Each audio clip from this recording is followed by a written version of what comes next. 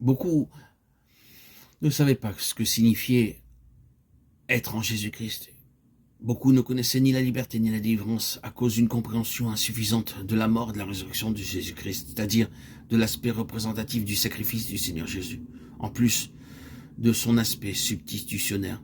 De plus, Paul, qui avait déjà montré dans le chapitre 6 des Romains ce que signifie l'identification avec Christ, continue à souligner qu'elle a pour résultat de tirer une ligne entre la chair et l'esprit dans le croyant, et qu'elle demande que la marche soit désormais dans l'esprit. Si l'enfant de Dieu ne marche pas dans l'esprit, son état sera toujours celui qui est présenté dans le chapitre 7 des Romains. C'était une condition qui n'était pas rare parmi les chrétiens du Nouveau Testament eux-mêmes, comme le montre la première épître aux Corinthiens et celle aux Galates, et qui est la première raison de la plupart des écrits du Nouveau Testament. L'apôtre écrivant après plusieurs années aux Philippiens leur dit qu'avant d'avoir été régénéré, sa position était, quant à la justice de la loi, exempte de tout reproche. Philippiens 3,6. À moins que la signification, la valeur de la mort, de la résurrection de Christ ne soit connue et la vérité de notre identification par la foi avec elle, l'une de deux choses terribles arrivera. Ou bien ce sera une histoire analogue à celle qui nous est décrite dans le chapitre 7 des Romains, une histoire de lutte, d'aspiration et de défaite, une crainte de s'appuyer sur la foi en Christ, en même temps qu'un désappointement profond de la vie chrétienne vécue, qui conduit de plus en plus près du désespoir et de la détresse. Ou bien on en arrivera à cet état terrible qui dessèche la conscience et qui tue l'esprit, et que l'on nomme l'antinomianisme. Il sera peut-être utile de dire ici ce qu'est cette doctrine. L'antinomianisme, le mot est formé de anti, contre et nomos, loi. Le terme a été employé pour la première fois par Luther pour désigner les adeptes de Martin Agricola qui prétendaient que la loi morale comme telle ne liait pas les chrétiens. Mais la chose elle-même existait longtemps avant l'époque de Luther où le nom lui fut donné. Dès les premiers temps chrétiens, il y a eu ceux qui ont nié l'utilité de la loi ou ses obligations dans la dispensation de l'Évangile. Il semble que déjà dans les temps apostoliques, ce principe a été à l'œuvre.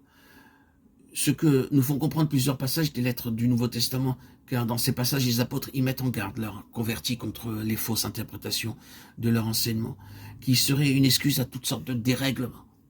À ceux qui, dans un esprit de contradiction, désobéissent à la vérité et obéissent à l'injustice, à eux la colère et l'indignation. Anéantissons-nous donc la loi par la foi? Non, certes. Au contraire, nous confirmons la loi. Romains 3, 8 à 31. Que dirons-nous donc? Que nous devons demeurer dans le péché afin que la grâce abonde? Non, certes. Romains 6, 1. Que personne ne vous séduise par de vains discours, car c'est à cause de tout cela que le coup de Dieu vient sur les enfants de rébellion. Éphésiens 5, 6. Avec leurs discours pompeux et vides, ils séduisent par les convoitises de la chair et par l'impudicité ceux qui viennent à peine d'échapper aux hommes qui suivent la voie de l'erreur, en leur promettant la liberté alors qu'ils sont eux-mêmes esclaves de la corruption, car on est esclave de ce qui vous a vaincu. 2 Pierre 2, 18, 19. Il y a au cœur de cette doctrine une fausse interprétation de la doctrine de la justification par la foi. Quelques-uns ont même enseigné dans le passé que puisqu'ils sont spirituels, leur nature ne pouvait plus être corrompue, quelle que soit leur conduite morale, ou bien qu'une personne élue ne péchait plus alors même qu'elle commettait des actes mauvais en eux-mêmes. Certes, personne ne soutiendrait délibérément une telle doctrine, mais le principe peut cependant opérer. La justification par la foi, avoir la finalité et la plénitude de la perfection en Christ, la persévérance finale, c'est-à-dire lorsque l'on est en grâce, tout est toujours en grâce. Des affirmations comme celle-là peuvent, si étranges que paraissent cela, produire une espèce de christianisme dur et légal, s'il est mal compris et résulter en beaucoup de choses positivement mauvaises ou problématiques, ou autres que conformes à la grâce de Christ.